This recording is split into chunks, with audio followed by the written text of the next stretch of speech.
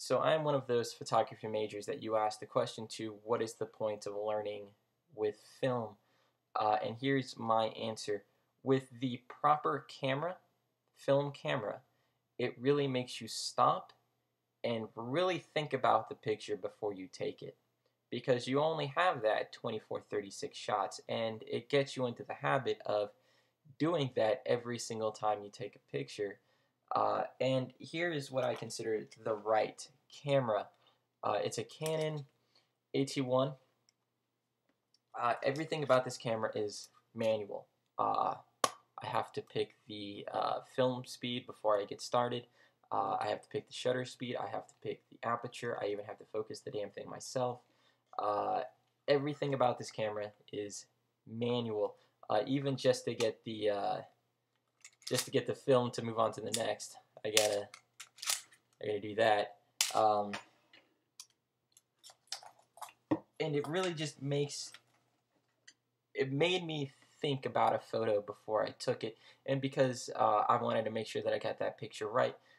After I put all that thought into making sure that the picture will turn out exactly the way that I want, I would bracket.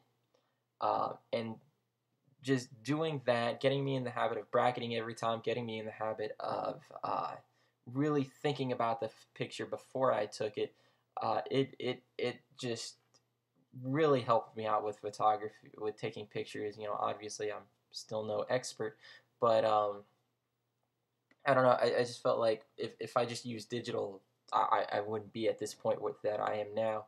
Um, so that's my opinion.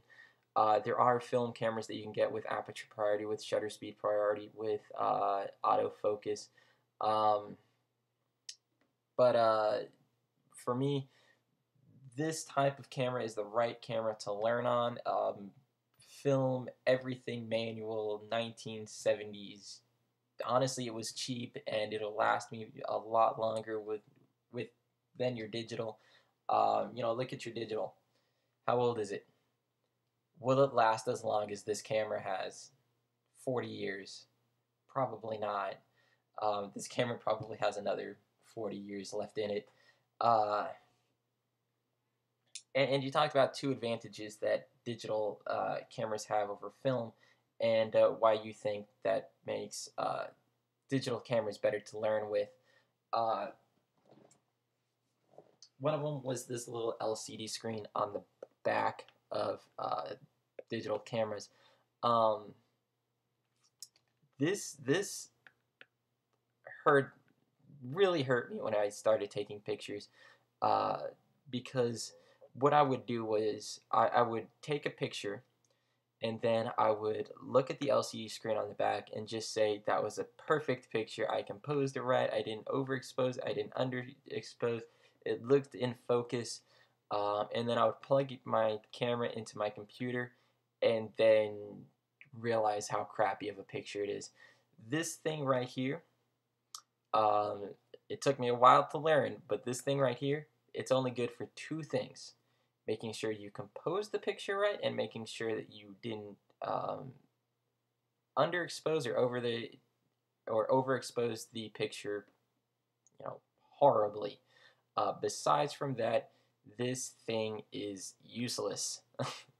Looking at your pictures right after you take them is useless, only unless if you know that it's only good for those two things. And whenever you're just learning, I mean, just tape this thing off. Don't even look at it, um, because it'll just screw you up. But obviously, it's still an advantage to digital cameras, because film cameras can't do that at all. Uh, Also, you talked about editing your photos. I've had this debate so many times. I'm not sure if this is what if you think this, but so many times people say, well, you shoot with film, but you can't edit your photos. And I just want to punch them in the face. Yes, you can. Here is proof right here. Okay, got this developed at CVS. I think I had some personal information on that. I got this developed at CVS. All right, film. These are the pictures that are on those film. strips, and it's all right here, all of it. Every picture on these strips of film are right in here. All I have to do is put this into my computer, then I can edit my photos. You have no idea how many times I've had this debate.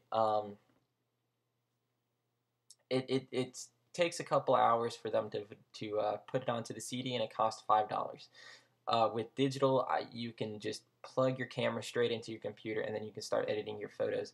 An advantage to digital, but yes, you can get your film pictures. You can edit them.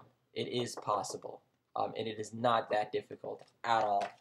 I have no idea how many times I've had that stupid debate where I've had to explain it to people very slowly. Yes, you can. I also don't really know how to end these things.